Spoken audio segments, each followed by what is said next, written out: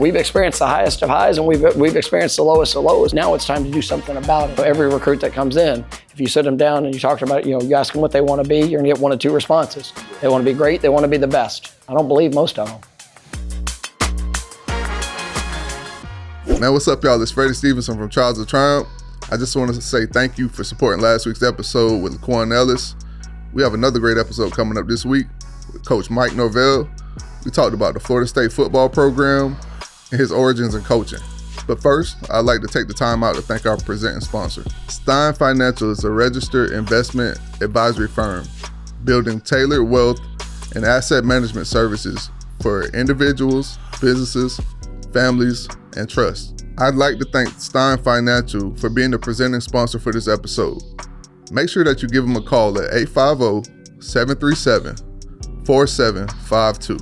I'd also like to thank Indian Atlantic Films and Concord Coffee. But that's enough of me talking. Let's get into the episode. I appreciate you sitting down with me. I just want to get to know more about your story and just some of the things about Norvell that people may not see on a day-to-day basis. So I want to start in the beginning. Early life, growing up in Texas for you, what was it like? Obviously, growing up in Texas, my mom had me when she was really young, and she was 16 going into 17 when I was born, and obviously as I was growing up, she had to do a lot of different things to try to provide for our family, and I had a younger brother, younger sister, and the one thing that, no matter how many jobs, whatever, all the different things that she had to do to help provide, one thing she always made sure of is that I was always around the game of football. Mm-hmm. So, I literally have played football or coached football since I was 5 years old. Okay. And, I've bbeen so blessed and fortunate throughout that journey.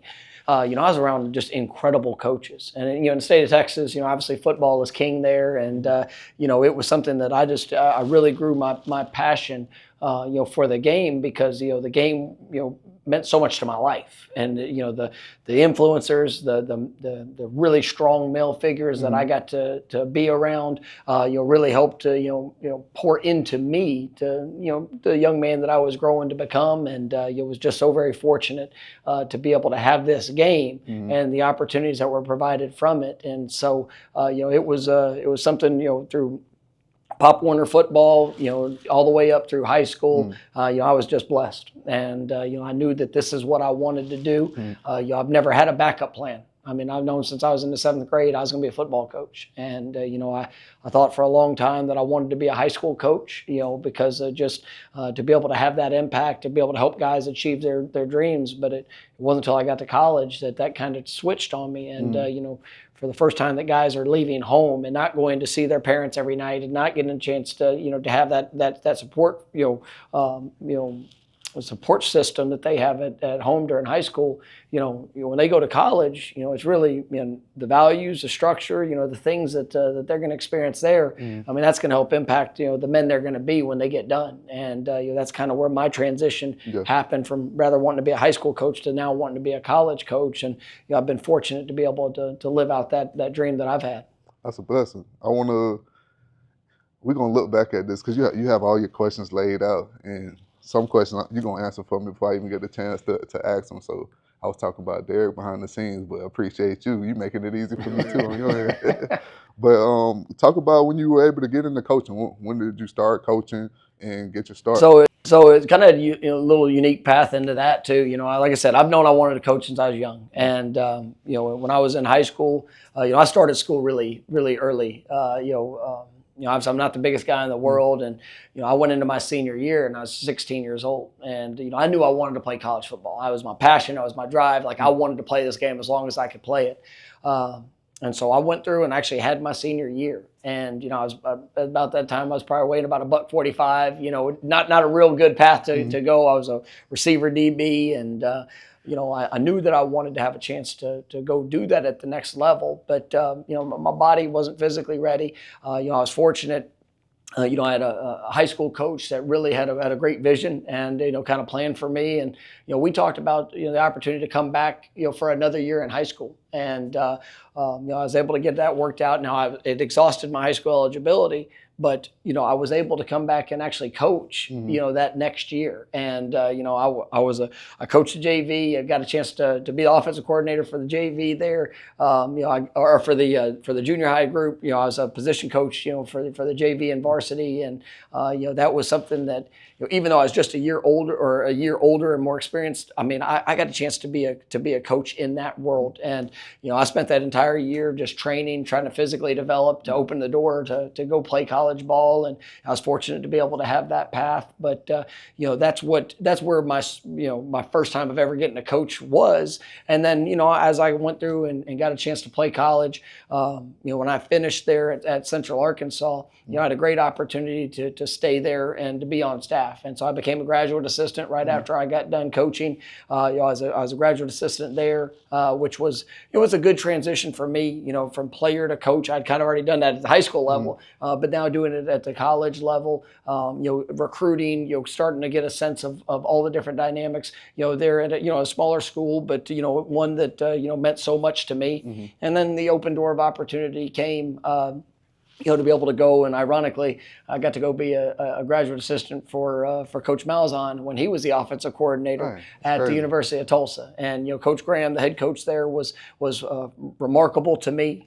Gave me a chance. I didn't know any of them going in the door. When I was able to get the job, but having the opportunity to go in, work, kind of earn my stripes of the worker, the person, trying to make an impact on the program. And obviously was there for 2 years with Coach Malzahn. We had the number one offense in the country, back-to-back years. And, he got the OC job at Auburn, and I was elevated to being a full-time position coach, when he made that transition. So it was a blessing, for me. I got my first position job was at a Division I school.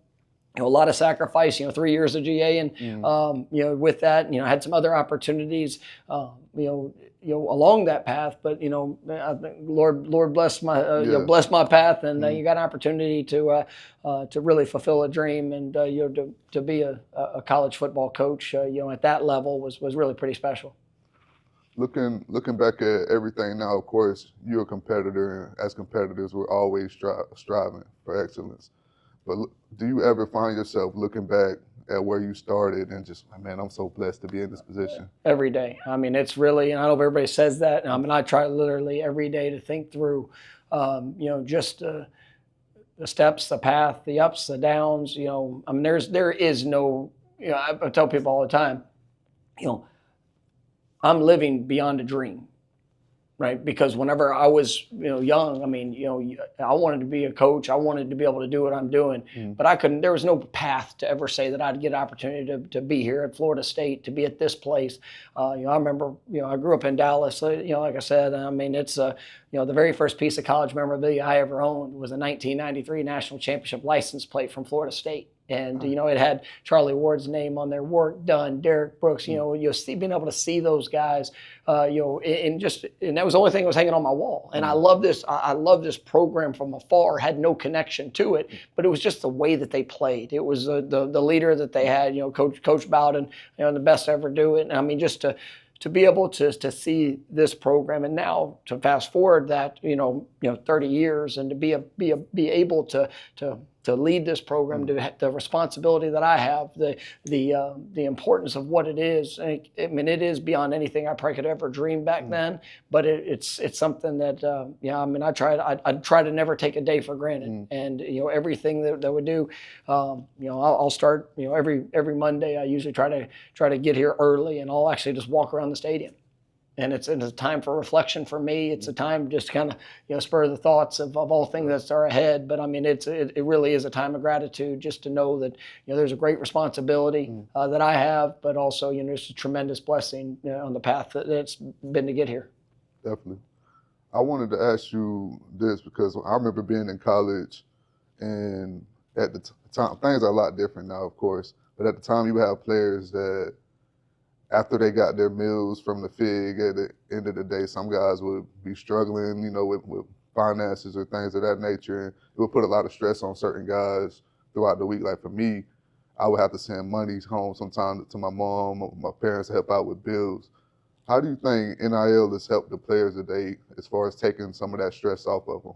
Well, I mean, I think when you look at the progression of things that have happened through college football, there's been steps, and even a handful of years ago, the cost of attendance, and being able to kind of help supplement, some of those needs was something that was big, something that was absolutely needed at the time, for all the things that players go through, some of the different challenging situations. But now as you get into NIL and now revenue sharing, to be able to have that open door for guys to really make a big impact on their experience, to be able to benefit their families. The things we try to encourage our guys with is being able to establish a foundation. Because this is a short time in their life that they get to really be able to financially, benefit from, the game of football, right? Obviously every player has the dreams and the goals and aspirations to go play in the National Football League. But even with that is a short time. Yeah. And when you look at that, it's like, man, what are you doing? What are you doing with the moment, the opportunity that you have now to be able to set yourself up for what's ahead? Mm-hmm. And, it's, it is a blessing for them. And it does take a lot of the stress off of, just the day to day and, how they're living, what they're able to do. But it's also, some added pressures to them in how to manage that and how to support it. Because, let's be real. I mean, when money is involved, I mean, there's a lot of people that are in need, right? And so, there's a lot of different areas that our players are getting pulled from, with all good, intentions and good causes and good things, but to be also to be able to have a focus of being able to establish the foundation for something that can impact them for the rest of their lives, so that they don't find themselves back in a struggle at some point. I was talking with Earl yesterday, and a lot of people's true intentions I didn't get to see until I was done playing ball, but I think it's a blessing in disguise for a lot of them because they get to see it early on. I told them two things in life that show you people's true colors: failure, people will turn their backs on you with failure, and money. With money, whenever you tell people no, not right now, their true intentions come out immediately. If they don't mean the best for you, it's gonna come out. And that's why I think a lot of these guys will get to see it early versus on the back end when some of these people hit them across the head. So I think it's a blessing, definitely. Yeah, and I mean it's like I said, these guys, they work hard. They invest so much time. It's a lifetime of investment to put themselves in a position to be able to get to do what they do. And it's still, as you try to remind them, as often as possible, it's still such a short time. It's fragile. It's one of those things that, man, you get one chance to go live this life, and you put yourself in a great position. But this is just the beginning. And to be able to have the drive, the passion, to be able to help in areas that you can help, but also understand that, man, the decisions you make now will have a 40 to 50 year impact if you allow it to. Good, and then unfortunately in some situations bad, and you see that with guys. There's all the stories that are out there, guys that have made millions and millions and millions of dollars, playing in the professional ranks, that at the end of it they have nothing to show for it. And at the end of the day, I think that is something for myself, for this program, that we try to help provide our guys with just insight, perspective, and then try to help them along the way to make an impact, but also to set themselves up for the long run. Stein Financial is an independent fee-only fiduciary investment advisory firm building tailored wealth management and asset management services for families, businesses, individuals, and trusts. As a fiduciary, Stein Financial is obligated to act in your interests, always sitting at your side of the table. No selling financial products, no commissions, just their expertise working as a personal CFO to help you reach your personal financial goals. They do better as you do better, just as it should be. Bennett Stein, firm founder and owner, is a CPA and certified financial planner, and he utilizes his background in portfolio management, business valuation, and tax in order to offer services to help you reach your financial goals. Plus, he's a lifelong Seminole fan and FSU grad, and he's always willing to talk about all things FSU. That's Stein Financial. Give them a call today at 850-737-4752. There's a picture that goes viral of you every single year, every single year. And I don't know the story behind the picture. But you know the one I'm talking about, the picture. I think you're in college at the time with the braids. What's the story behind it? It's actually a great one, and Okay. it was going into my sophomore year. I'd played as a freshman. Was fortunate, had a good year, and all of that. And so we were coming back, and I worked a youth camp as a counselor going in, and it was Kids Across America. And I remember that camp was a great experience for me. A couple weeks away, I was up in Missouri. And it was a camp where a lot of kids say of need got a chance to go and have a getaway. And it was it was a camp to where you had a lot of kids that just it was our first time that somebody really kind of invested in them. They got to be around college players, and it was a fun week. It was there was a couple different camps going as guys, guys, girls, and with this camp at the end of it, all the counselors got to be the coaches of teams, and for the little team that we had, it got a chance to the last competition was one where, hey, there's all these different events, and I had my team, and I wouldn't say that we were the best looking team of all the groups that we had, but it was a deal that, hey, if we won, there was a couple of the little girls that were in it. Like, man, my hair was long at the time. It was long, it was curly, kind of looking like your beard a little bit. It was kind of out there, and it was, hey, if we win, you're gonna braid your hair. And so I looked at the group, and I felt pretty confident that we weren't going to do that. And but if we didn't go out there and dominate throughout the course of that competition, and so at the end of it, I said, all right, let's do it. And it sounded good until it was about an hour and a half in. And then, boy, that gets pretty rough there when they started getting that thing, getting my hair tight. And so I decided to keep it. And it was the last day. We went back, and we actually started our camp. Right there after, at the beginning, we started our football camp there in Central Arkansas. And the first thing we always did, the first day was media day. And so I thought it would be funny just to keep my hair like that. Okay. So we did media day, team pictures, all those things. And little did I know, 20 years later, boy, that thing would hit and go. It would go viral. But there weren't a whole lot of social media back then, so I didn't have to worry about it. Yeah. But it's a great lesson for players. I tell them all the time. I was like, man, you never know. Whatever you put out there is out there forever. Absolutely. Yeah. And so it's you try to help them make some of the decisions that hey, I've got to live it. But I tell people, I remember whenever when I first got introduced to the head coach at Memphis, and I got done with the press conference, and I'm walking off the stage, and there was a couple players there, and they showed me their phones. Said, Coach, is that you? I looked at him. I said, "Man, everybody's got a little dog in them, And so, it's I get to own that one, and it'll be there with me for a lifetime." That's a dope story. Along those lines, I was wondering if you got a chance to see the scan of you on College Football 26.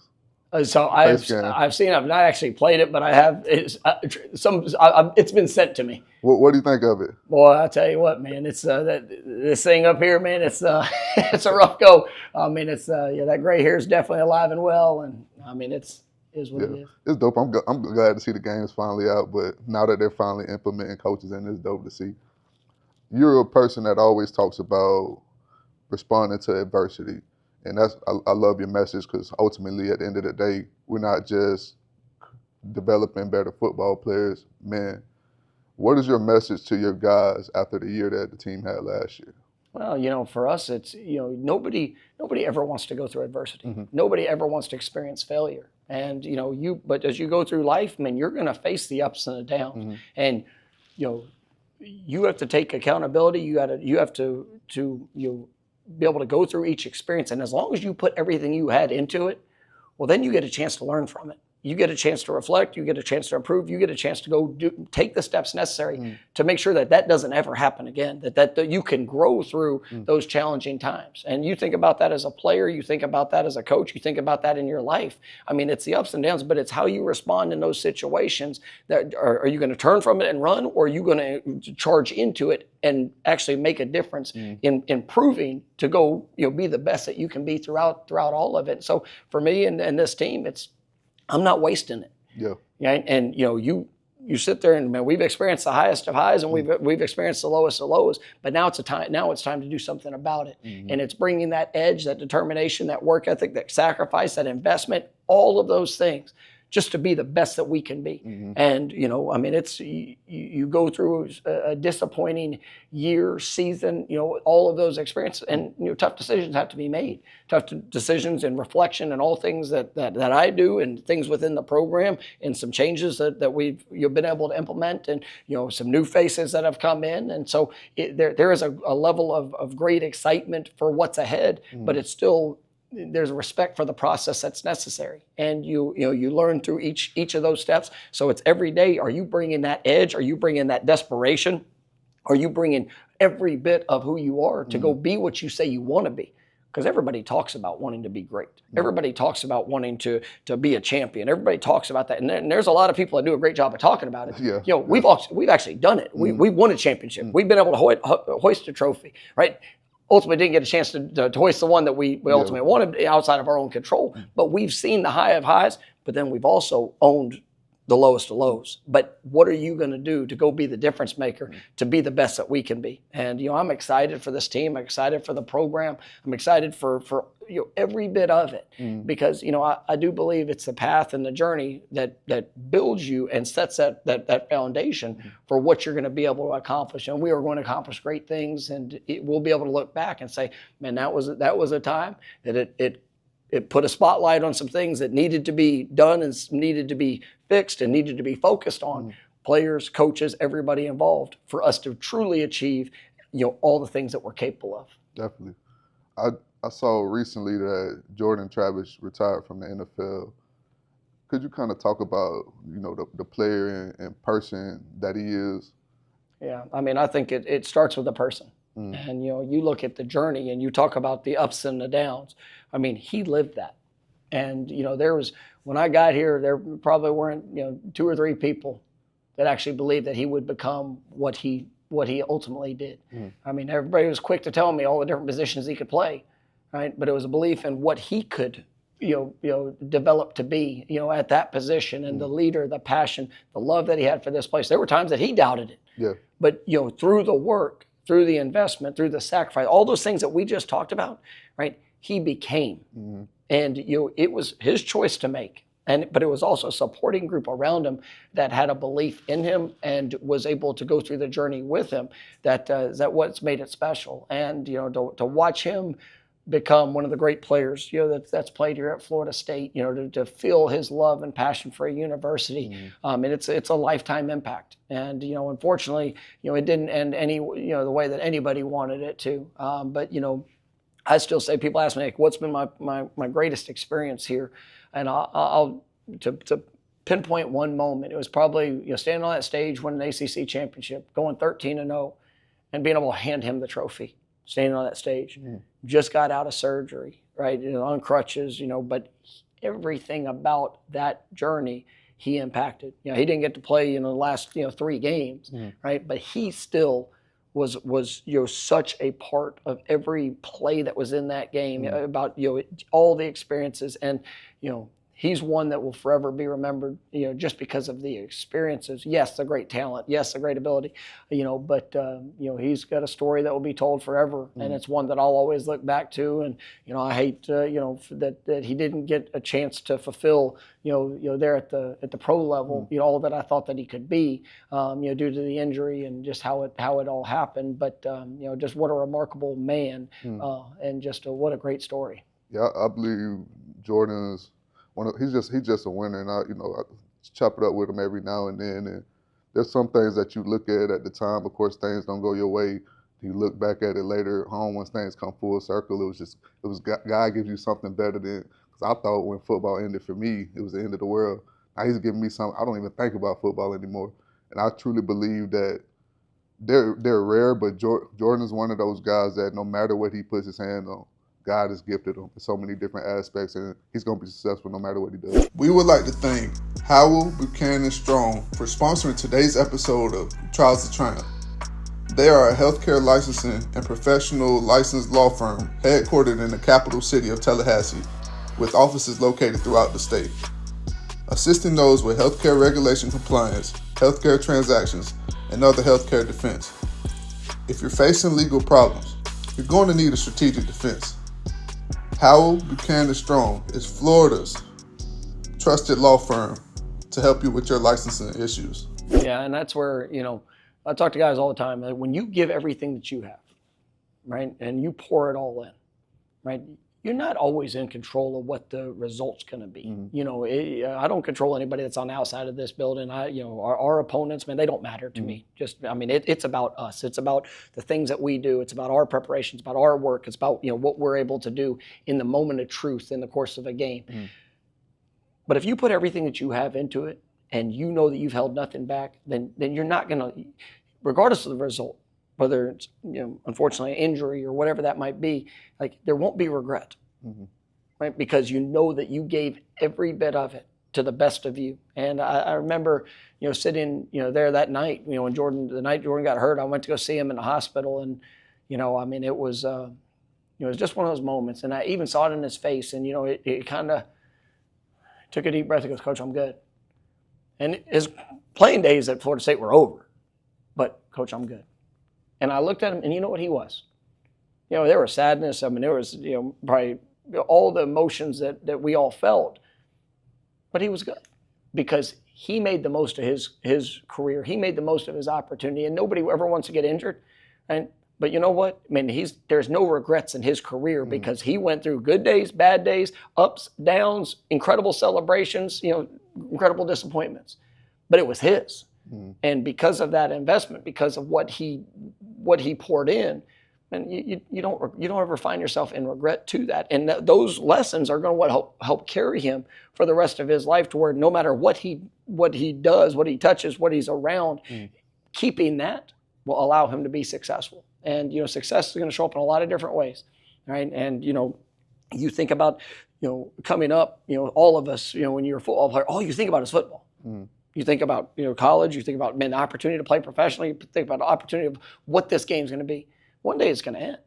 But it's the lessons you learn through that, right, that are going to help impact what your future is going to be, and, that true meaning of success, and, just to be able to fulfill the best of you. You talked about some of your favorite moment, of course, handing him that trophy. But when I look at your tenure, just two things stand out to me. There's a lot of great moments, but Jordan's one of them, and Ryan Fitzgerald, because those were both guys that everybody wanted to give up on. Y'all continued to believe in them and continue to push them. How important is it for you as a coach to continue to build confidence up in these guys, not only preparing them and giving them belief in themselves as a player, but preparing them for life? Well, I've been asked, over the years, like, what's my coaching philosophy? What is that? And I tell people, I'm a "you can" coach, and I believe that. I try to surround myself with young men, coaches, people that I believe in, right? And then every day I try to help pour into them and remind them of the things that they can do, what they can accomplish. And it's all good when it's all good, but when you go through those times of adversity or challenge, when you maybe start to doubt yourself a little bit because the results aren't what you wanted in the moment, it's still the reminder and the reset of what you can be. And if you're willing to continue to go through those daily practices, if you're willing to continue to make those investments, and Ryan is another tremendous example. That sophomore year, it was hard, and there was times that that he was down on himself. You had a world, was ready to move on. But when you see the work, when you see the determination, when you see the response, when that continues to show up, I believe great things can happen. And then he became one of the great kickers, in program history. As an All-American this last year. A guy that's now getting a chance to do it at the next level. And but if you allow yourself to get consumed on listening to the outside, there's plenty of people in the world that are going to tell you what you can't do. Yeah, that's right. But you got to surround yourself with the people that believe in what you can. And if you will continue to receive that, if you'll continue to believe in that, the sky's the limit to what can be done. What do you think about having the opportunity to work with a player like Thomas Castellanos now? I'm so very excited, for Tommy and, just his journey and, all the things we've talked about, here in this, this time, it's the ups and the downs. And, he's seen it. We've seen the flashes of, of elite playmaking ability. We've seen, growth and development, of what he's been able to do at the quarterback position. But, he's not a finished product. Yeah. And he's looking for the right opportunity. He's looking for the right place. He's looking for the right, moment to be able to go fulfill all that he can be. And then, we believe, and he believes that we've all found it, and now we get to live it. And for everything that's around, everybody can have an opinion, but now we just got to go. We got to go put it all in, and to be able to live out that journey and experience. But I'm excited about him, and his passion for this place, his passion for the teammates that he gets to be around. I think the excitement for what it can be, and and he showed up with the right mindset, the right work ethic. He's truly giving this team everything that he has in his preparation, and it's all leading up to what's in front of us for this fall. As you go out and recruit different guys across the country, what boxes do you look for a recruit to check to be at a university like Florida State? Well, obviously you have to be elite. And you have to be elite in the playing ability, the skill. Obviously everybody's got the measurables that you want and you ultimately desire. But then you have to search the heart, search the passion, search the edge, search the work ethic. Once again, it's just like with every team. There's over 130 teams right now that are talking about wanting to win a championship this year, right? But there's only a select few that actually are willing to do the things necessary to accomplish that. Every recruit that comes in, if you sit them down and you talk about it, you ask them what they want to be, you're going to get one of two responses. Yeah. They want to be great, they want to be the best. I don't believe most of them, right? Because everybody's going to say that they want to be that, right? But at the end of the day, who's going to be willing to do the things necessary, right, to be able to go accomplish that, right, throughout the course of the journey. And we talked a little bit about NIL earlier. Well, that adds a whole different layer. I know when I came up, there was no second option, right? There had to be successful, right? Because and there's a lot of these kids that come into a program and they're playing college football to make a difference for the future of their lives, to be able to take care of families, to be able, you get to college now, and with NIL, with rev share, you can find yourself in a very comfortable situation. Yeah. But if you lose that edge, if you lose and you lose that focus on what truly drives you, of why you play this game, of what you're trying to be and accomplish, you can see things that maybe don't maximize the potential. So as we go through this process, I'm searching the heart, I'm searching the drive, the desire, yes, the athletic ability that somebody has, but and then I want it all. Right? I don't want just a jersey number to come sit in here, and that's all it is. I want somebody that's they'll love this place. I want somebody that forever is going to be a Florida State Seminole. And some guys are here for 4 years, 5 years. Some guys are here for 1 year, 6 months. Right? That's the age of college football now. But I look at guys like Braden Fisk, Jermaine Johnson, Keon Coleman. Those guys will forever be Florida State Seminoles, because when they came here, they gave it all. They poured it all in. They embraced the standard, the expectation, the relationships that were necessary. But if it was just about what they were doing on the field, if it was just about the jersey number, the position, you wouldn't get that. And for us, it's I want guys to enjoy this experience for what they do, but also and equally and just as important to it, who they get to do it with. Because that's what allows you to respond in those situations. I look back at that 23 team, and there's very few teams that get a chance to go 13-0 throughout the course of a season and championship. But you look at, we're still down 10 points 4 different times, right? And it was the fight within, the belief, the confidence, the love that those guys had together that really allowed them to overcome in those moments. And there was a confidence with it because they poured into each other. And that's each team you're trying to work and build that. And so that's where the heart has to show up, the mindset, what somebody wants. And you look at, for us, even as a team, where not only does that show up on the field, well, it's got to show up academically too. right? Because, at the end of the day, I mean, this is that foundation that's going to set these guys up for the rest of their lives to be successful. And it's something I'm really proud of, the job that we've been able to do, in the classroom, and then obviously, making an impact within the community.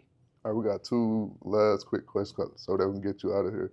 I just wanted to know, outside, when you're away from coaching, what do you do to unwind, like different hobbies? Yeah, I mean, it's really time with my family, and my wife Maria. We've been married 20 years. We've been through it all. We've had the good, the bad. We've fought for us, and so when I get time to be able to be with her, to be with our daughter Mila, I mean, that's the joy. That's my passion, and whether it's just going to travel or take a few days just to be together. I mean, that is my greatest piece, and so that's what we'll do when I do get a little bit of downtime.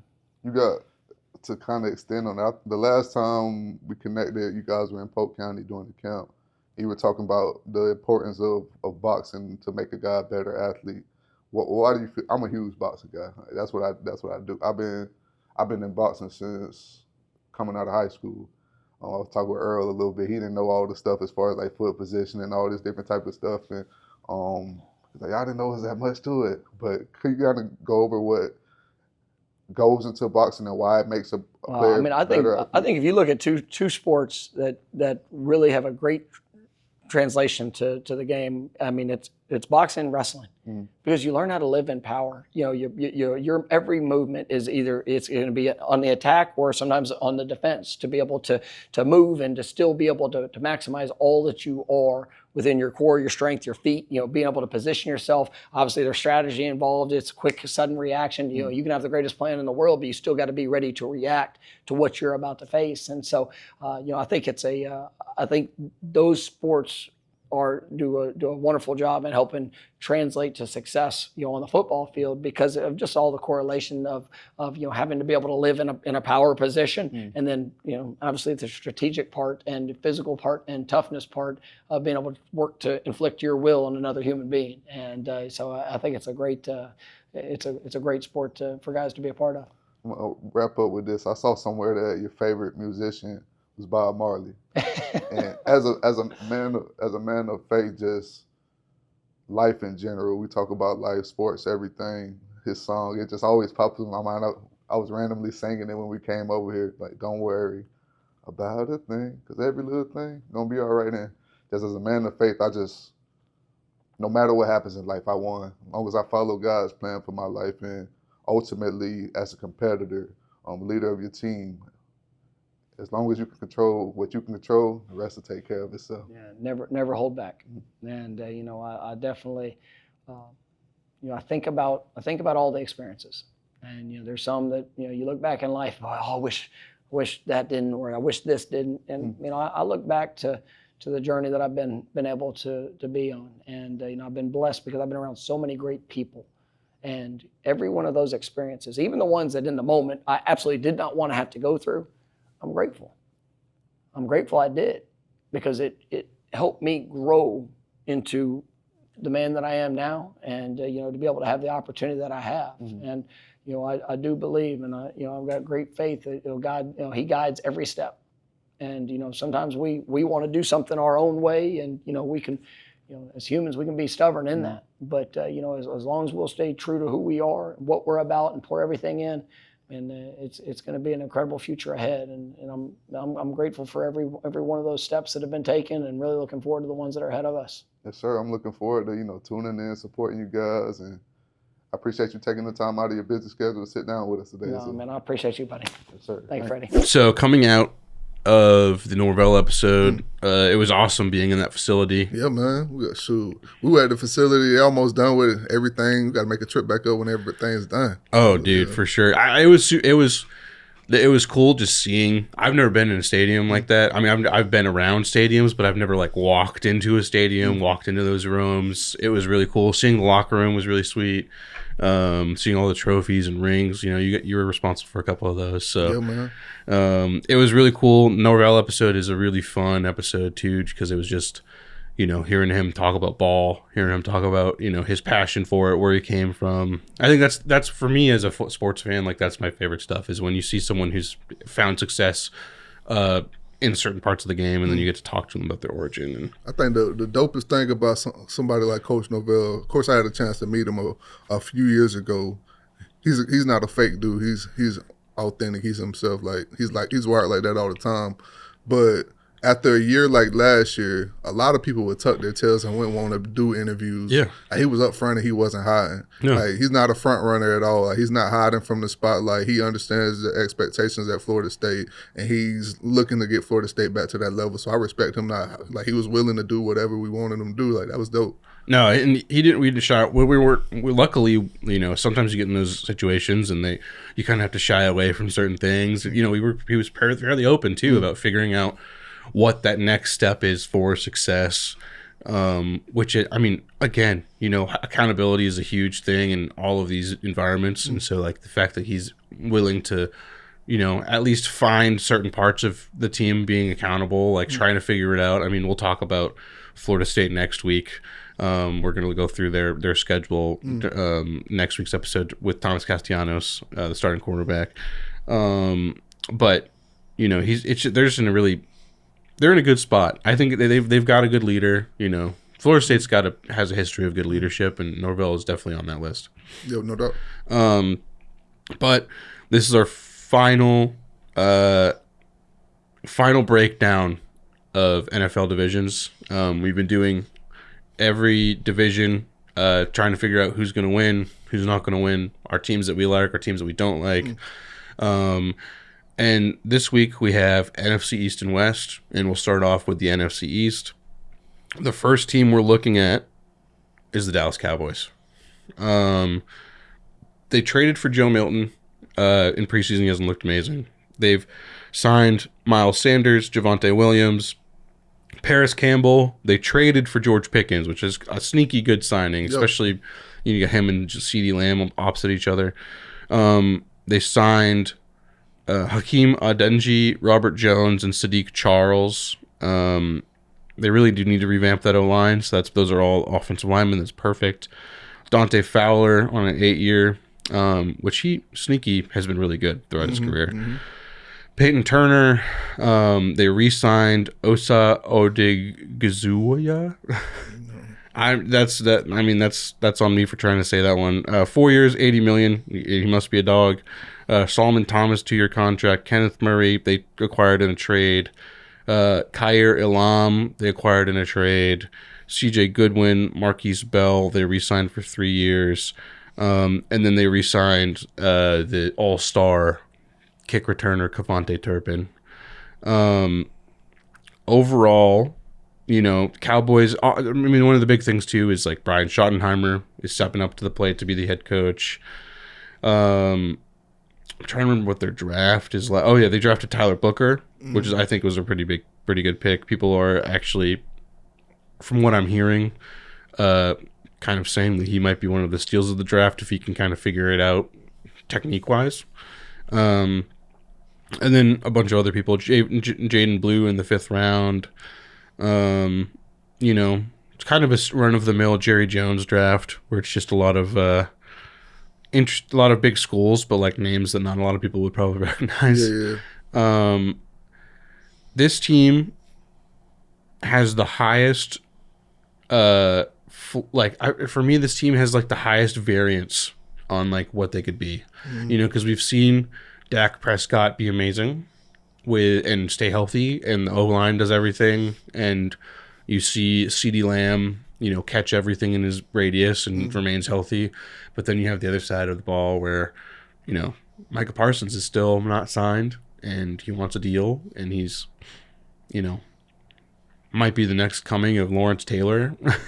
Yeah. So this could easily be a situation where they don't compete in this division. What are your thoughts? Yeah, man. The Cowboys are exciting every single year, regardless of if they're coming off a 2-win season or if they just made the playoffs the year before. One thing I would say is Jerry Jones knows how to keep them in the spotlight, but it's because of that name right there. I don't have any faith of them making a splash in this division. As long as Jerry Jones is there, I don't take the Cowboys seriously. I don't think Jerry Jones, although he says it, I don't really think he really cares about winning football games. No. I think he cares about everything else that comes along with being the Dallas Cowboys, but I don't think winning football games is on the top of his list. So, I don't know. We'll see. Yeah, he's always been a weird case. I mean, he's known for gambling. You know, he gambled on oil. He's gambled on the Cowboys. He loves to do those handshake deals in closets with his quarterbacks and stuff like that. So it's weird. He's bringing that old school football mentality to a league that is not even close to that anymore. And that's the most upsetting thing is like, yeah, CeeDee Lamb got a deal, but it legitimately looked like for a little bit that CeeDee Lamb may never play for the Cowboys again. Same things happened with Micah Parsons. I mean, CeeDee Lamb objectively might be the best receiver in the league, like in that cluster with Jay Jettas and Jamar. Michael Parsons is probably the best defensive player in the league, if not definitely the best front seven guy. Yeah, I don't know. It's a hard division too to have that much variance in your roster. Next up is the New York Giants. They brought Tommy DeVito back. They signed Russ for a 1-year deal. They brought our guy Jameson for a 2-year deal. They brought Zach Pascal in. They re-signed Darius Slayton. They signed James Hudson to a 2-year, $12 million deal, the offensive tackle. They brought in Greg Van Roten, Chauncey Golston for a 3-year deal. Roy Robertson Harris for a 2-year deal, Chris Board for a 2-year deal, Paulson Adebo for a 3-year deal. That's a huge signing. And then probably my favorite signing that they had was Javon Holland, 3 years, 45.3. They drafted the player who I thought was the best player in the draft, Abdul Carter. And then they also got Jackson Dart, who, by all accounts, has been a spectacular player in camp, and then you see it in preseason too. Like, he's decisive. He's making all these insane throws, dropping it in a bucket in the end zone. Last game, he had 18 completions. They were all short and in the middle. So it's like you're seeing all these variants. You're seeing this quarterback that actually can do a lot. They also got probably one of my favorite running backs in the draft in Cam Scatterbo. Yeah. So overall, very, very good draft, very good signing process. Dable has shown that he can kind of make it work with Daniel Jones specifically, which we talked about when we did the Colts, but Daniel Jones just won the job over Anthony Richardson. So it's like, I'm very interested to see, this is probably Dable's last chance. And this might be the GM's last chance. It seems like they're batting 1,000. Just with these decisions and bringing people in and keeping people like Darius Slayton. I love that they've kept him because he's not the best receiver on a team, but he's a 2 or 3 that can definitely help you win. It reminds me of those old school Giants teams where they had a Victor Cruz, but they also had some other dude that can make a helmet catch, Tyree. David Tyree. But I mean, what are your thoughts? Yeah, they got being able to bring back some of the guys that they brought back and then how they did in the draft. I'm excited to see them this year, but there's nothing that makes me more excited than seeing what this third down rush package looks like for this team. Abdul Carter, Brian Burns, Dexter Lawrence, Kayvon Thibodeau. Just watching them on third. I don't watch that many Giants games, but I'm going to be locked in this year because they got some dogs on that side that can rush the passer. No, 100%. One of my best friends, and he's going to be the best man at my wedding. He's a huge Giants fan. So ever since we've been friends, the Giants have been as much as they've spanked the Patriots, and as much as I hate them for that, the Giants have been my secondary team. I've always paid attention to what they do. Me and him always text during the draft process because we always are especially recent years where we're both picking in the top 5. We're both being all right, who do you want? What's going on? When we slid from 1 to 4 and the Giants were in front of us at 3, I don't think that we had a positive draft conversation until after the 5th pick because I wanted Abdul Carter and the Giants got Abdul Carter. And then I wasn't necessarily sold on Will Campbell. We talked about it on this podcast. I'm sold now because it's a good need and we have it, and we ended up getting Milton Williams and all these other pieces, Harold Landry.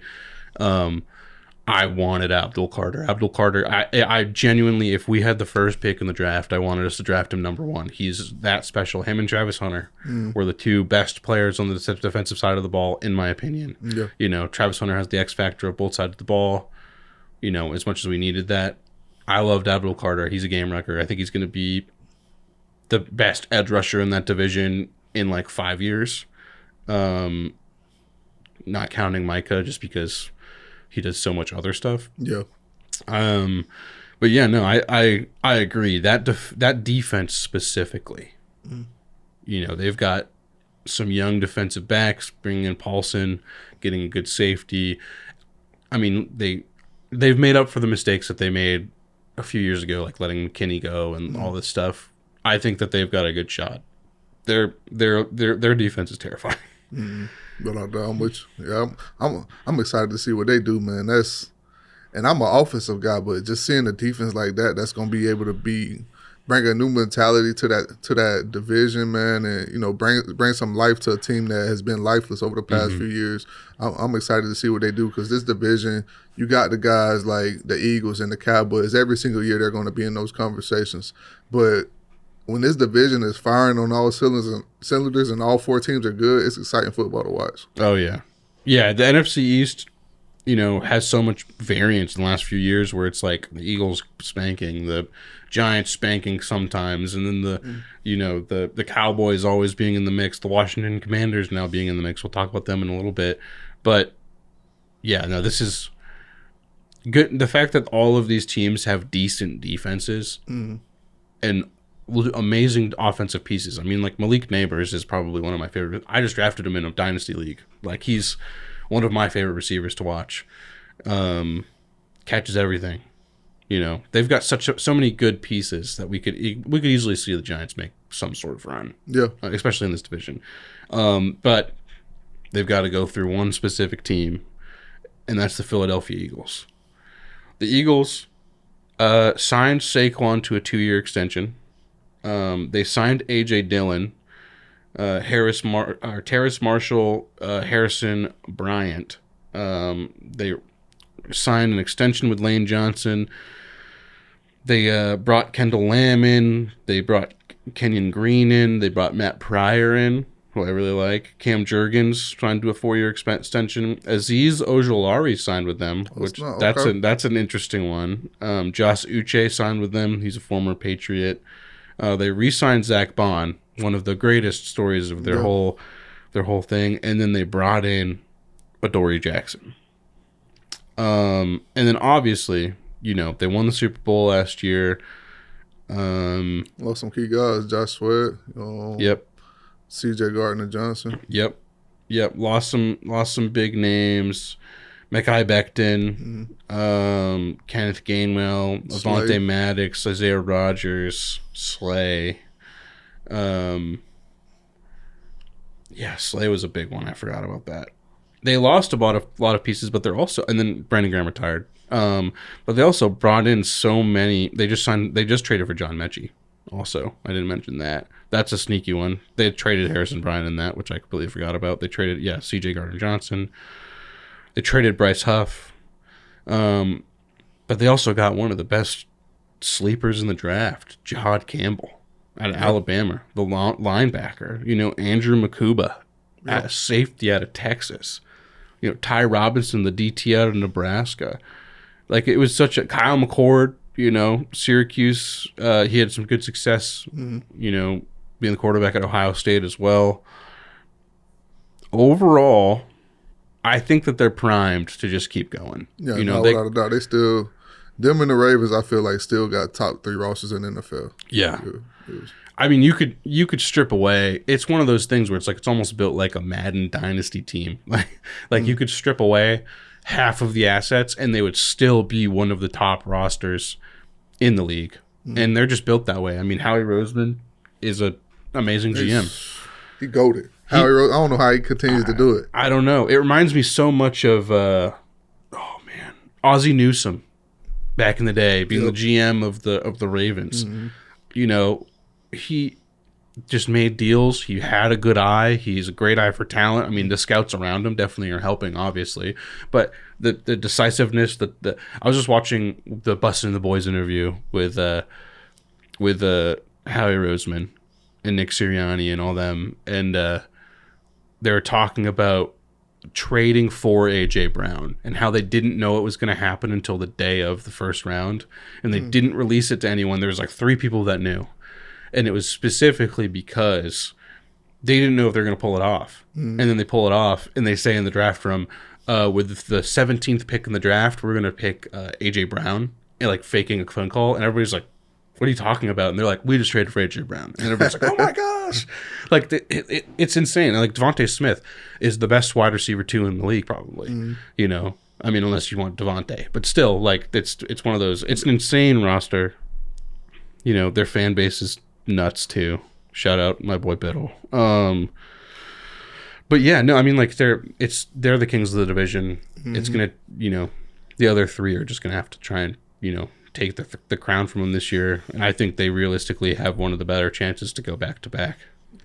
I agree. Yeah, they say you come at the king, you best not miss. Yeah, exactly. The Commanders, they brought Marcus Mariota back. They brought Noah Brown back. They signed Michael Gallup. They re-signed KJ Osborne. They traded for Debo, which is a sneaky one. They re-signed Bates, John Bates, and Zach Ertz, both their tight ends. They traded for Laramie Tunsil, which I really like. Re-signed Clyde Farrell. Brought in Von Miller. You know, he's a great dude, and by all accounts, Von Miller is also going to be he's not going to be a, you know, relief pitcher, edge rusher. He's going to be almost an every down guy. We'll see if that actually remains true. Dietrich Weiss, sneaky good pickup from the Patriots. Eddie Goldman. Oh, Eddie! Shout out Eddie Goldman. Eddie Goldman, man. Sheldon Day, Javon Kinlaw on a 3-year deal. I love me some Javon Kinlaw. They re-signed Bobby Wagner. Who would have thought Bobby Wagner would still be effective in the league, but he's a terror still. Love it. Signed Jonathan Jones, who was a decent cornerback for the Patriots for a long time. Signed Will Harris to a 2-year deal, and then brought in Jeremy Reeves. They had an interesting draft. They drafted tackle out of Oregon, Josh Connerly Jr., Trey Amos, cornerback out of Ole Miss. You know, a bunch of interesting guys. In the 7th round, though, they might have gotten a gem. You know how in college football there's the gems when you scout? They might have gotten a gem in Ja'Cory Krosky Merritt, running back out of Arizona.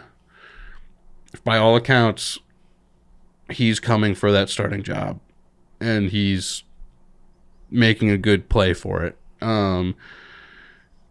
Overall, you know, they have Cliff Kingsbury in. Dan Quinn did a great job last year. They're a completely different ownership group. Adam Peters is the new GM from last year. Like, they still have Jaden Daniels. I think the only thing that will stop them from succeeding is injury, or if Jaden Daniels has that, you know, 2nd year scouting bump, you know, where it's like the 1st year quarterback always does good, and then the 2nd year, you know, people kind of figure him out a little bit. They're like, hey, force him to do these things and he'll make these decisions. So I mean, we didn't see a lot of holes in his game. And we didn't really get to see him do a lot of like running, you know, which is what his bread and butter was during his Heisman season. But, you know, what are your thoughts? You know, I think I don't see him having a sophomore slump. You see it with a lot of guys, like you mentioned it, man. With a guy like him that can run a lot, it's not like they leaned on his legs heavy in this 1st year. So as these teams try to scheme him up in different ways or think that they figure him out, I think he's going to have opportunity to use his legs a little bit more this year and keep defenses on their heels. So I think, you know, and ultimately you saw with C.J. Stroud last year, to come in the 2nd year, your offensive line isn't protected. So if they can stay healthy, I think they got good pieces around them to put them in a situation, a position to be successful in the 2nd year, and ultimately allow them to compete in the division and get into the playoffs. Yeah, and I think they did a really, really good job of retooling. You know, and we see, like you said, the offensive line is always a big problem. I mean, you got Laramie Tunsil, who was a part of the CJ Stroud problem, but he was also been injured most of the year. So you hope that Laramie can kind of bump back up to those, late 2010s, early 2020s Laramie Tunsil. Put the gas smack back on, But no, I mean, I loved watching Jaden Daniels' game last year. He was such a weird quarterback because you don't see him and think accuracy. Yeah. You don't see his play in college and think deep ball, Hail Mary wins. Yeah. And he got those. So there's definitely something to be said. Like, they probably will, if anything, they'll go back to the mean. They won't be an amazing team, or they won't be a bad team. They'll be more something in the middle, similar to what the Bengals have done after all of this Joe Burrow success. But no, I think, I mean, this whole division is something I'm going to watch. Yeah, no, I think Daniels may, I don't know if he was ranked in the top 10 of quarterbacks coming into the season. I think so. I think it's all subjective, but people generally have him because he was just so accurate. I think he has the potential to be the best quarterback in this division. Yep. Just not his accuracy, his poise under pressure. And he doesn't get the credit for his football IQ. Yeah. You saw that even at LSU, man, just being able to pick defenses apart, even when they thought that they had him. It's like, all right, you think you got me? All right, we coming over here. And that's what you saw early as a rookie, man. It was, they put him in good situations to succeed, but even then he rose to the occasion. And when defenses should have had him, it's like, nah, this guy's figuring it out. And so I'm excited to see his growth in year 2. Yeah, Jaden Daniels, the only time you really saw him use his legs is to get out of sacks, which was awesome. Every once in a while you see him break off for a run. He reminds me of another rookie quarterback from last year in that ability to not take sacks, and that's Bo Nix, where it's like he'll either scramble out of it, throw out of it, try to make a positive play, and I think that's invaluable as a quarterback. Is like you'll see, another team in this division, Russell Wilson, is known as one of the worst to do that. He likes to hold on to the ball. He doesn't throw it away. Back in the day, he could scramble and do all this stuff, but as he's gotten older, it's harder for him. Similar with Aaron Rodgers. Jaden Daniels has that. He's not going. He genuinely, as of right now, will not be the reason that you lose. It's just whether or not the stuff around him, will be able to rise with him. What rookies are you looking forward to the most in this division? Oh man, in this division, I think we talked about him earlier. Abdul Carter. Yep. Just looking at that defensive front in New York, man. Everything that they got, being able to learn from guys like Brian Burns. You got Dexter Lawrence over there. Those guys are dogs. Hopefully, Kayvon Thibodeau continues to emerge, man. But if everything comes together for them, man, they're going to give offenses problems and put themselves in a situation where they're able to upset some teams and make a splash on the NFC side of things. No, that's a great one. I think that's the obvious answer, so I'll zig a little bit, or zag a little bit. I'm going to go Ja'Cory Crosky-Barrett, the running back out of Arizona, 7th-round pick. Right now, he's 3rd on the depth chart, behind Eckler and Brian Robinson. There's a bunch of rumors that Brian Robinson is on the trade block. He's in a contract year. Eckler's also on the last year of his contract. They have Krosky for the next 3-4 years. And by all accounts, in preseason and training camp and joint practices, he is the steal of this 7th round. Like, he's been that guy. And he's going to be in a unique position, too, because if they can figure it out with Scary Terry, if they can if Debo, goes back to form and he's not, a bowling ball, he's more of a big, like the athlete that we saw him coming out of college. I think we could easily see, the running game open up for him. And, that's the key is like, if you can get one side of the ball going or let one part of the offense going, then the other part will follow at least a little bit. Yeah. But yeah, I think that's mine. What vet are you the most excited for, or do you think could make a difference in this division? I'm going back to the Giants again, man. Brian Burns with that young talent, Abdul Carter. You see it every day. He's rushing up there. He's pulling the vet card on Abdul when he tries to talk to the media. Like, nah, I got to talk. Get out the way, Rook. But being able to learn from a guy like Brian Burns and, learn different moves that work in different situations, ultimately being able to get through a long season. The season is a lot different than the college football season. So a guy that's been able to do it, in situations where he didn't always have the best teams around him. You don't know what things are going to look like in New York, but you got a guy that's seasoned. He knows how to weather the storms, and he's going to be able to help you get through that rookie wall. So I think Brian Burns is going to be key in the development of Abdul Carter. That is a great one. I love that they got Brian Burns. It was insane that they got Brian Burns. Yeah. Mine's kind of not a vet, but he's a vet. He's been in the league for a couple of years. But George Pickens, I think that he's in a situation now where, it's kind of built for him to succeed. When you have that good of a wide receiver on the other side of you, you're going to be open most of the time. They're going to double CD. They're going to scheme for CD. I mean, they'll scheme for you too, but not as much. And so, I mean, that was thinking about all those Patriots teams, that was the constant thing that got us to win, was we would scheme for the best receiver, and then we would, let the second best receiver kind of have it and see if he can rise to the occasion. And more often than not, they wouldn't. I think George Pickens is in this situation now where he could easily be the guy that rises to the top. Yeah. Plus, the Cowboys kind of are in like a win now mentality, especially since they haven't been to a Super Bowl in 30 years. Almost 31 years, I think. What's something that might surprise you In this division? Mm-hmm. Something that may surprise us. And remember, there's a dark horse coming later, so it doesn't necessarily need to be a team winning. It could be a player. It could be a way the team plays. It could be coach firing. I don't think that's one, but Something that would surprise me is if the Eagles took a step back with that roster and didn't win the division. Mm-hmm. Yep, that's a good one. The only thing I could think of making that happen is injury. Yeah. If Saquon gets hurt or if Jalen gets hurt. I mean, although Tanner McGee has been looking insane. I mean, they traded Kenny Pickett for a reason. I'm trying to think. What would surprise me, and as much as I want to see it happen, I don't know if it's going to happen. What would surprise me is if Debo can put together another, Pro Bowl level performance. I think it's going to be very tough for him. Especially if Terry is not there. My hope is Terry's there. If Terry's there, my answer completely changes. But if it's just Debo and the wide receivers they have now, I think it's going to be a little harder as far as offensive goes. I mean, he's still going to be effective. I just don't know if he's going to be like, 1,100 yards and 10 touchdowns effective. I'm thinking more like 700 and like 5, who do you think will win the division? I think the Eagles win the division. Yeah.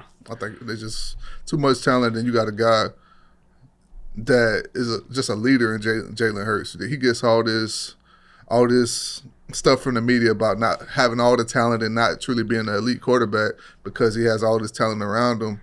Like, well, ultimately, I think you can look at it from the other side too. Like, he's a guy that has produced in the Super Bowl, has outplayed Patrick Mahomes twice. Yeah. But in the regular season, he's a guy that knows what he has on his team and realizes that, man, listen, I don't have to do too much. Let the game come to me. Stay out of the way. Do my job. And that shows greatness in a way as well. Like, he's not a guy that's trying to take away from his teammates or stand out. He's like, man, listen, this game, they may have us schemed up in this area. I may have to hand the ball out to my running back, or I may have to utilize my guys in this way. Yep. That's greatness and that's selflessness. So everybody's talking about all these other things, but I think that's what makes Jalen Hurts shine. And then when you get into a situation like the Super Bowl, he's outplayed the best player in the NFL twice. So don't act like he can't ball, man. In my opinion, second best quarterback, but we'll get to that at some other point. No, 100%. Jalen Hurts, also a beautiful man. And that just gives him superpowers. Eagles are going to win that division, in my opinion. So I won't even necessarily go too in depth. You had a great summation of it. My dark horse is the Giants. I think that they've got the tools to be amazing. We've seen Daboll win, specifically with all of these kinds of quarterbacks. I mean, like Jackson Dart is like if Danny Dimes was actually Danny Dimes, like if he could throw dimes and he could figure it out. And then Russell is, the consummate pro. Jameis, obviously consummate pro. He's won some insane games. He's one of those he has some of the most insane stats for the Bucks. I think the Giants are the dark horse. What about you? What about yours? I'm with you. I've been singing their praise. Giants are definitely the dark horse. They got some pieces defensively. If you can rush the passer in this league, then you can create a lot of problems, create turnovers in a lot of those situations. And we've seen even in their rough years, like when they were terrible, they still were able to put up like decent points when, so now that they got, leaders like Russell Wilson, Jameis Winston in the locker room, and he got Malik Neighbors, I think he's going to emerge this year and have an amazing season. Slayton over there, I think they're going to have a solid year and be able to upset some guys on the NFC side of things. That makes perfect sense. All right, switching to the NFC West. First team we're looking at is the Arizona Cardinals. They brought Jacoby Brissett in. They brought Simi Fehoko in. They signed Trey McBride to an extension. They re-signed Kelvin Beachum. They re-signed Evan Brown. They re-signed Baron Browning. They signed Josh Sweat to a 4-year deal. They signed Calais Campbell, shout out, to a 1-year deal. They signed Dalvin Tomlinson to a 2-year deal. So they really are trying to figure out that defensive line. They signed Akeem Davis-Gaither to a 2-year deal, Mikael Walker to a 1-year deal. And I mean, obviously, it's still Jonathan Gannon. They had a rocky year last year, 8-9. So it's like they were kind of knocking on the door of the playoffs. They had a decent draft, though. I mean, they had Walter Nolan, the DT out of Ole Miss. They also got Will Johnson, the cornerback out of Michigan, who, by all accounts, is looking like a dog. Jordan Birch, the edge rusher out of Oregon, is a sneaky pickup. If Jordan Birch... By all accounts, Jordan Birch was going to be drafted in the top 5. And then he put together kind of a lackluster season, mostly due to injury, mostly due to different scheming, but still. And then Cody Simon, the linebacker out of Ohio State. Over on Denzel Burke, the cornerback of Ohio State. So they got, in Jordan Birch and Denzel Burke, they got 2 dudes who were thought to be first-round picks a year ago. This is a weird team. Yeah. I think it all depends on Kyler. It's one of those. I mean, Marvin Harrison Jr., I think, is going to be a dog. Again, I just drafted him in a dynasty league, so obviously I hope he's going to be a dog. James Conner, he's older, but he's a really reliable, good running back. They got Trey Benson behind him. This is a weird team. Budda Baker, dog. It's a weird team, but I think that they've got enough to be competitive. This division is kind of hard, though. What are your thoughts? I'm right with you. They were right in the thick of things last year, and it ultimately comes down to Kyler. His play's been up and down since he's been in the league. When he's on, he's on. When he's off. And it's like, can you get that version of a Kyler Murray that's locked in? I know you had the stories about him not even knowing like stuff in the playbooks a few years ago, but can he be that guy that takes his game to the next level as far as reading defenses and ultimately being able to break a defense down and not just relying on his athletic ability and taking that next step as a leader? If so, then I think they can make a run in this division. Yeah, I think that's been the story about Kyler his whole career. Like you said, it's just...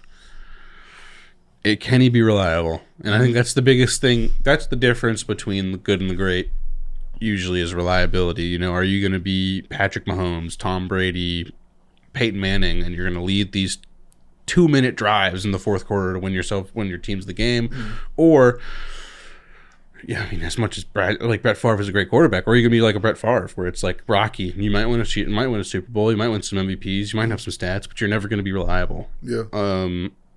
I think that's the reason why there's been so much turnover too, coaching-wise, with the Cardinals, is just because you've got a huge market cap or huge salary cap hit in Kyler Murray, and he's not necessarily the most reliable guy. Hopefully, he can become reliable, but you never know. Yeah, we when you look at it from the outside looking in as a person that wants to chase greatness, you're like, okay, every year you should be wanting to get better. Yeah. But some of these guys get into comfortable positions where they're just like, hey, I'm going to do the same thing that I did last year. And it's seeming like Kyler Murray is been that guy. Like, we haven't seen steps forward. Everybody that goes there talks about issues with his leadership style and all these different types, or lack of leadership thereof. When is he going to take that step forward, or are you just going to be that guy that's like, hey, I'm a play on Sundays and that's not on me? Like, you're the quarterback. You got to lead this team. Yeah. We can't be worried about the new Call of Duty coming out and seeing if he's going to have a dip in performance. He needs to be he needs to be a pro. He's a vet. He needs to be a vet. Moving on to the Los Angeles Rams, they brought Jimmy Garoppolo back as the backup. They brought Matthew Stafford back after all of the craziness that was surrounding him. It seemed to be just posturing. They signed Davante Adams to a 2-year deal, which is sneaky. They brought Tutu Atwell back. They brought DJ Humphries in. They re-signed their tackle, Ulrich Jackson. They brought David Quisenberry in. They brought Poona Ford in for a 3-year deal. That's a little sneaky. They brought Akila Witherspoon back. The Rams, as we know, are one of the best coach teams in the league. I mean, they brought Willie in, which he's been doing insane in preseason. Our guy Xavier Smith, who we had on the podcast too, he's been performing very well. He just needs a chance. They went 10-7 last year, which was better than I thought they did, actually. But with all the injuries too, they lost Cooper Kupp, obviously, but he was kind of becoming a net negative. They drafted Terrence Ferguson, who's the tight end out of Oregon, which was an interesting pickup. I mean, you think about this, it's one of those things where it's like, I'm never going to question McVay's thought process anymore. Even if it's like Jarquez Hunter, running back out of Auburn in the 4th round, I'm not going to question that, because obviously he saw something. These guys are going to see something. This is one of the best built teams statistically, personnel wise in the league. Stetson Bennett is still there. He's been kind of terrorizing preseason, and people really think that he might be the backup quarterback because Jimmy Garoppolo is getting older and not mobile. Blake Corum's still there. I mean, they just re-signed Kyron Williams to a deal. Overall, I think this really boils down to they're always going to have a competent defense, and they will always have a competent offense. They brought their starting quarterback back, who won them a Super Bowl.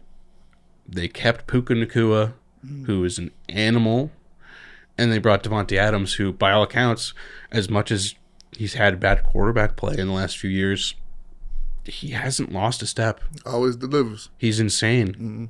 What are your thoughts? I think just looking at that young defense over there, you got guys like Jared Verse and Braden Fisk that terrorized offenses last year. They're only going to take a step forward.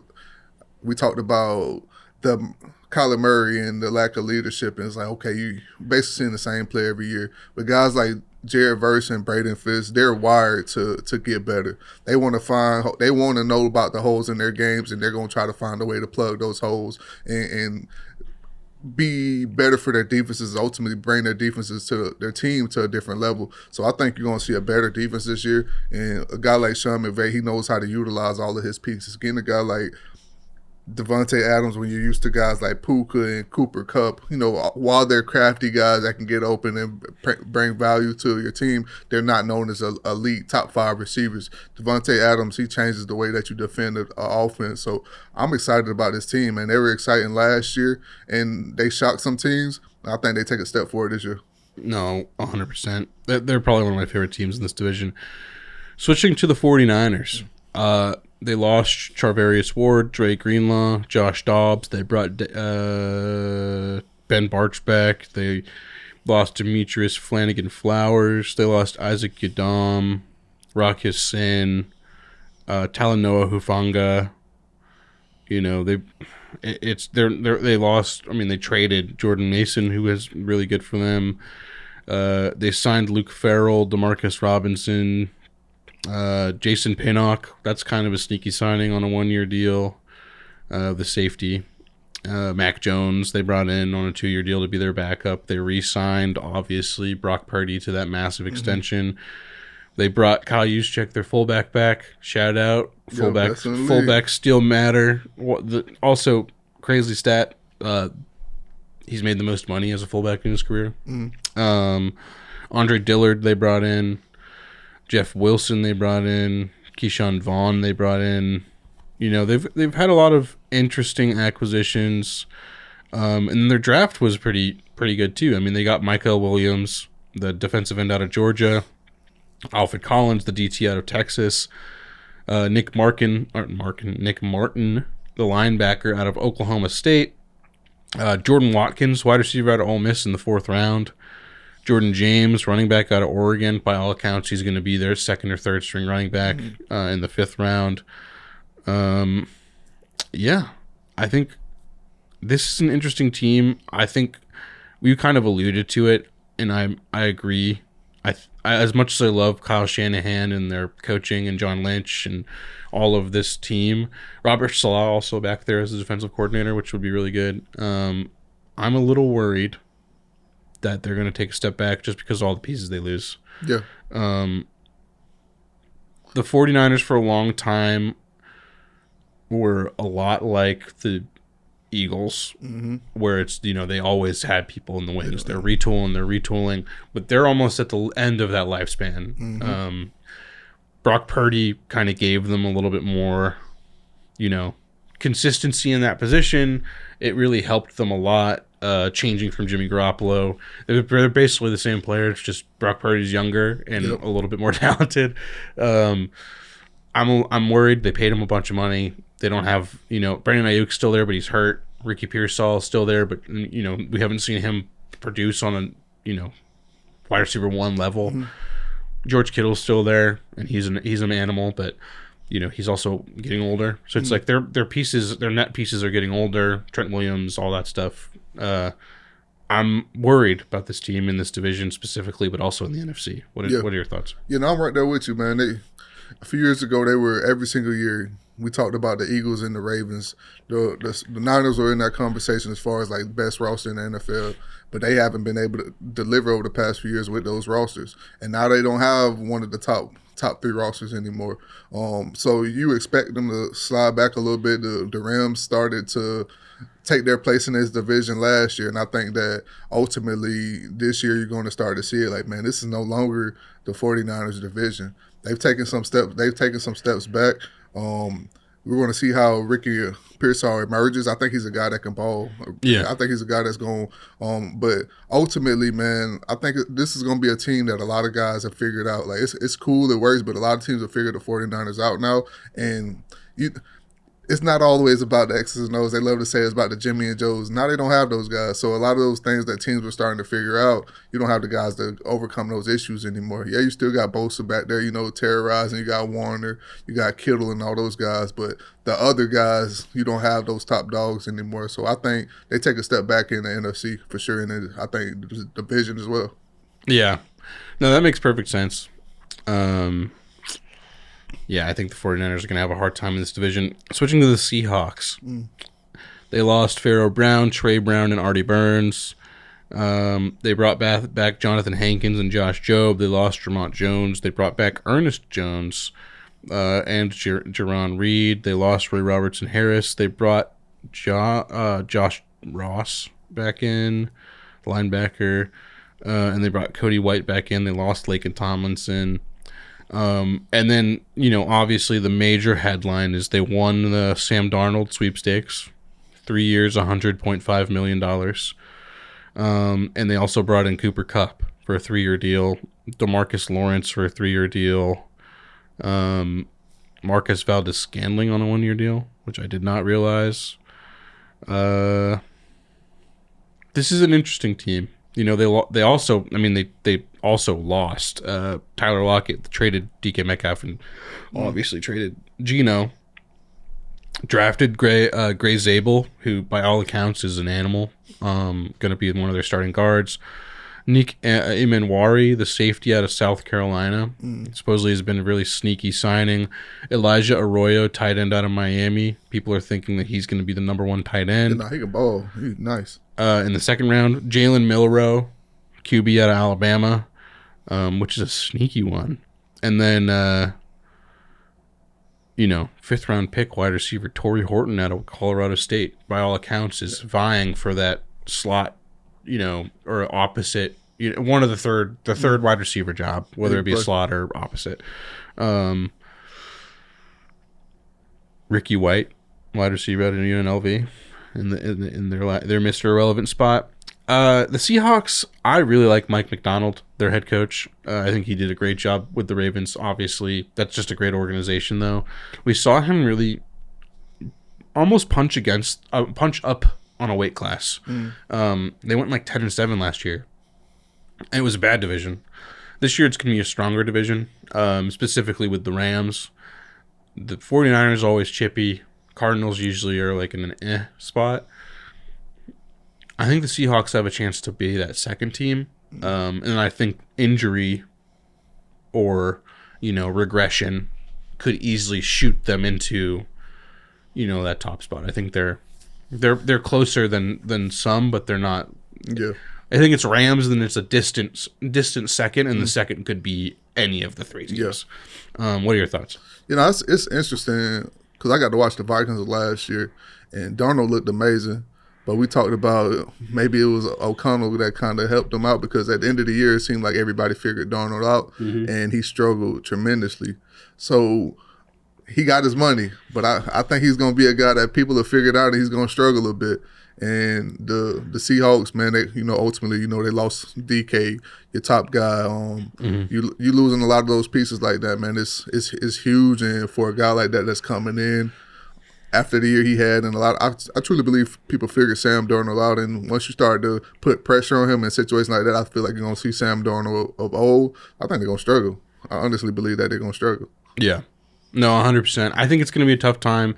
Sam Darnold, like you said, has only really had one good season, and that's what's worrying about me.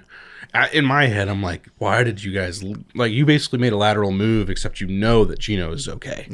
You know that at Geno's worst, he's like 250, 2 touchdowns and a pick. We've seen Sam Darnold's worst games, and it's like no touchdowns, 100 yards, 4 interceptions, and I like his tools. I think Sam Darnold is one of those quarterbacks that has the tools to be great. It just depends on who his offensive coordinator is. I don't, off the top of my head, I don't think that the Seahawks necessarily have anything like that. I mean, Mike Macdonald's their head coach is a defensive-minded coach. So we'll see. I mean, he could surprise us. He might be the bet that surprises us in mine. But switching to our questions, what rookies are you looking forward to most in this? It's kind of easy, man. So we had Willie Lampkin on the pod earlier this year. That's our guy, man. He's the smallest lineman in the NFL, sitting at 5'10", 270 pounds. Willie Lampkin is a guy that I'm excited about for the Rams. Coming out of high school, he's been told what he couldn't do just because of his size, and what did he go on to do in college. He went on to become an All-American, dominated at the Senior Bowl. When they said he was too small for the NFL, you see in the comments when we posted the video, oh, well, he can't do it in the NFL.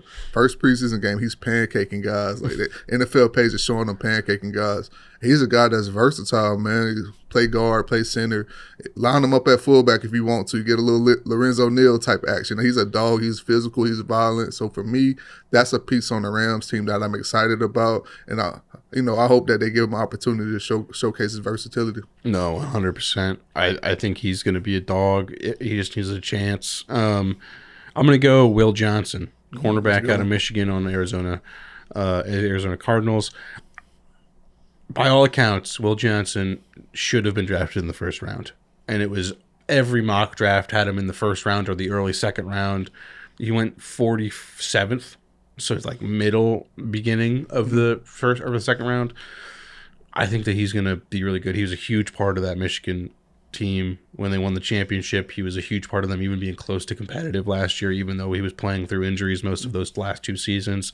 I think if he stays healthy, he's good. Plus, I'm a huge fan of institutional greatness in these teams, and it doesn't matter if there's no one in the locker room, but the Cardinals have had an interesting history of having these amazing defensive backs, whether it be Pat P, Budda Baker, Tyrann Mathieu, all these, and I think that that's just an alumni group that that they're going to be able to link Will Johnson up with Pat P and have him talk to him and trying to learn some stuff. So I love that. What vet do you think will surprise you the most? I wouldn't say surprising, but I think he's a critical piece for the Cardinals. Calais Campbell. Calais Campbell is good for those young guys coming in. He's even at his age, man. He continues to deliver, man. It's like, man, we talked about a guy earlier, like he's still doing it. Bobby Wagner, he's still doing it at a high level. Calais Campbell is still doing it at a high level. Like comes back every year, and he brings something to every team that he's been on.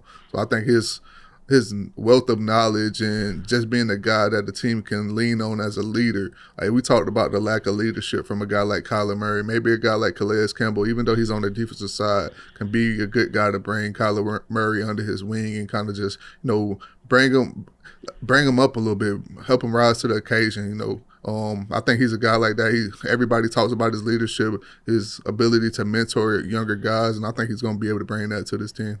No, I love it. That's a great one. Calais Campbell, dude, he's one of those crazy success stories too. Just seeing everywhere he's played, how good he's played everywhere. When I saw him on this roster, I was like, I didn't even realize he signed there. Yeah. Going back home too, going back to the Cardinals is awesome. Mine, I think, is Jason Pinnock, the free safety from the Giants. I saw him play so well in the Giants. I mentioned also earlier in this that paid a lot of attention to the Giants, but they really need someone to step into that place after they lost Hufanga. It's a different kind of safety. Hufanga is a much more coverage safety. Pinnock, in my opinion, is almost like having another linebacker out there.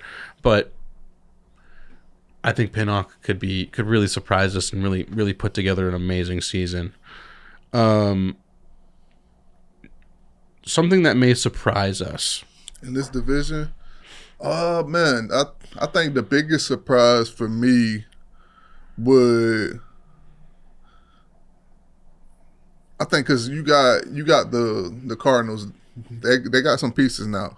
Ultimately, Kyler Murray taking that step forward as a leader, and the Cardinals, because you've seen the talent every single season, but they just haven't been able to bring it together and win the division.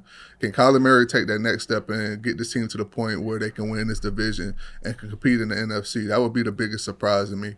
Yeah. No, I love that one. I think for me, it would be that if the 49ers offense outperforms their defense. Just because they've lost so many pieces, it'd be an interesting turn of events. I mean, like, as much as like Brock Purdy is right now thought to be like the next Tom Brady, we're just like how unspecial of an athlete he looks like sometimes. I really, really respect what he's been able to put together. My biggest worry is the receiver situation, but I would be super surprised if they were able to put together an amazing offense and that defense doesn't, if it's almost like a reverse, like a Bengals situation, that would be the most surprising, just because of how historically good their defense has been with Fred Warner and Nick Bosa and all these players. Who's going to win this division? The Rams are going to win this division. Yeah, I just think they separate themselves from the rest of the pack. I'm going to zig a little bit. I think the Rams have a chance to win this division. I definitely think that they are the favorite probably. I'm going to go Seahawks. Okay. Right. I just really like what they've done. I like what they've put together. I don't necessarily know if I believe in the Sam Darnold experiment, but I also didn't believe in the Geno Smith experiment. Yeah.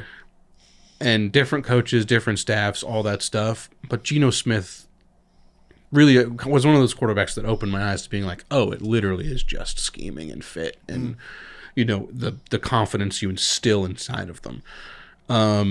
Yeah, I think that I'm going to go Seahawks. I went Seahawks last year too. I can't remember if they won, but I remember if they even got close, I was close to winning money. So who is the dark horse for you?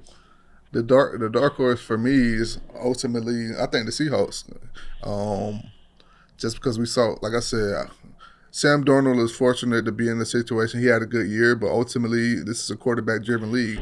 Nobody wants to be that team with a terrible quarterback. So even the decent quarterbacks are going to get paid a lot of money. I don't think Sam Darnold, even after last year's, he has all the tools. Don't get me wrong. He has all the tools. He's had them all from day one since he came out of USC to be an elite quarterback. I just think he's a guy that has never truly lived up to that potential. He had a good season last year, and I believe he's just an outlier. I think he's going to be teams figured him out at the end of last season. They're going to be able to scheme him up a little bit at the beginning of the year. But the things that he struggled with his whole entire career, I think they're going to come back to the forefront throughout the season. No, that makes perfect sense. I think mine would be the 49ers. I think that, I mean, obviously I said the Rams and Seahawks are going to be the closest too, but I think the 49ers have a chance. Just injury luck. You know, Ayuk comes back like week 7 or something like that, and he's just insane again. And, you know, they have good coaches. They have good staff. I mean, like we've said, they've been one of those teams. I mean, the Eagles, when they lost Carson Wentz and all of the turnover and all that stuff, like they had just made a crazy Super Bowl run, and then they retooled years later. Got some luck in the draft and all that. I think that the 49ers have a chance. But yeah, that's we've predicted or given our predictions for every single division in the NFL. Who's winning the Super Bowl? Oh, man. Who's winning it? Who's winning the Super Bowl, and who's going to be in the Super Bowl? So who's coming out of the AFC, who's coming out of the NFC, and who's going to come out victorious? I think the Eagles right now, just based on that roster and just the leadership they got with Jalen Hurts, he's never too high, never too low, so the moment's not too big for him. And they have the roster to weather storms with injuries. Not everybody. That's really what it comes down to. We saw last year with the Lions, man. They were a competitive team. We thought they were a team that could make it to the Super Bowl, but they didn't have a deep enough roster to weather those injuries. The Eagles have that type of roster to weather it. Looking at the other side, this is more of me wanting it to be the matchup. The Ravens, man, back and forth. The past 2 or 3 years, the Ravens and the Eagles have had top 3 rosters. So at some point, it's like the Ravens with that roster, you have to get over that hump.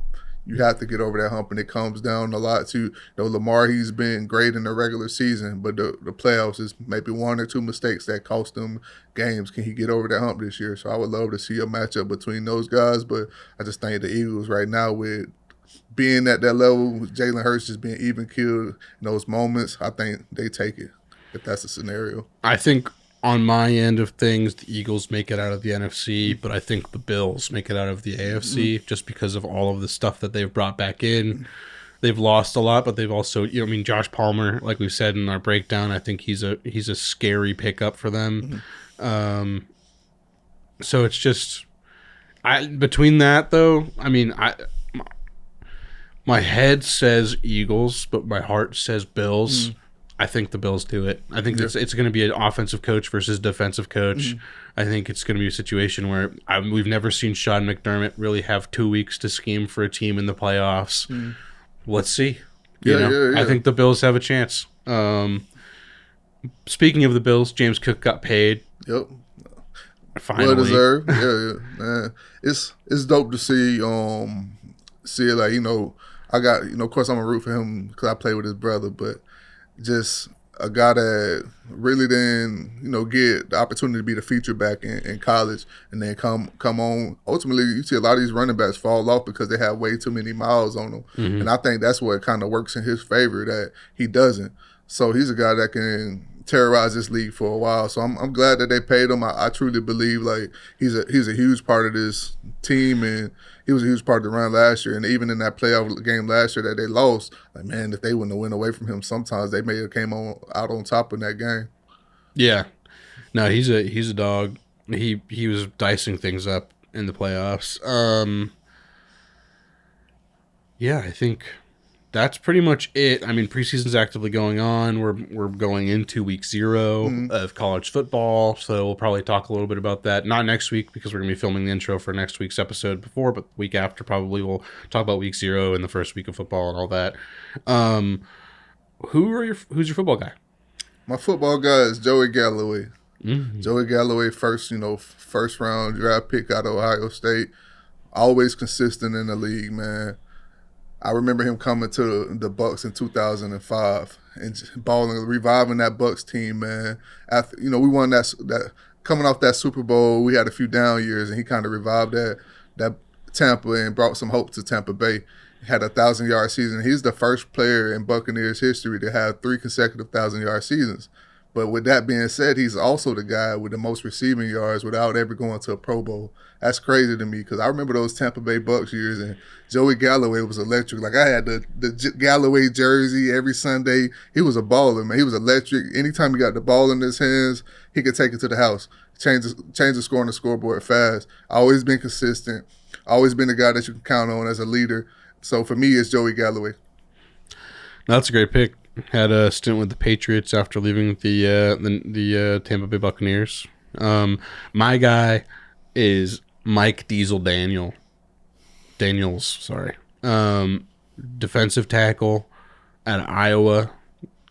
Played for Green Bay for 6 years. Detroit Bengals, won Pro Bowl, but he was just that middle of the pack run stuffer. At one point he was like a 96 overall in Madden. Dang. You know, just one of those dudes. And I forgot how much fun it was to play against him in Madden, but also just watch him just eat these running backs up in that division. He's one of those dudes that legitimately I don't think anyone thinks of anymore unless he's posting something or he comes in the news or like you see it on Instagram, and he needs to be thought of as more because he was in that generation, you know, that 2011 2012 to 2021, that like that generation of these nose tackles that just ate up everyone. You know, and he's not thought of because he didn't necessarily get the sacks. He only had 30 sacks, you know, but he got a pick, got 2 forced fumbles, you know, 5 pass deflections in his career. Not the biggest stat guy, but you know, made a Pro Bowl in 2017. So he's my football guy. That's what's up. But yeah, no, I think that's pretty much everything we wanted to talk about. I think next week is Thomas Castellanos. We're going to be doing our outro for that this week. So if anything changes between now and then, that's why. We'll talk about that and that too. But we're also going to break down the Florida State schedule. So tune in to see that next week. I had a great conversation with Thomas. I'd love to thank our sponsors, Stein Financial, Concord Coffee, and Indie Atlantic Films. And thank you all. Oh, we got to shout out Vitamin Energy. Oh, and too, Vitamin man. Energy. I'm on this weight loss journey, man. If y'all follow, check out my lives, man. I'm on a journey to lose 100 pounds in 4 months. So I started the journey on August 3rd. So by December 3rd, I want to hit the target goal. And I'm 20 pounds down now. So I got, I'm off to a good start. And, shout out to Vitamin Energy for keeping me energized throughout the process and helping me. They got some products that are good for gut health and, ultimately help you burn fat. And as you see, we are 20 pounds down. So it's obviously working. Wonderful. Love it. Excited to continue on that journey. Make sure to tune into his lives. But yeah, we'll see you next week.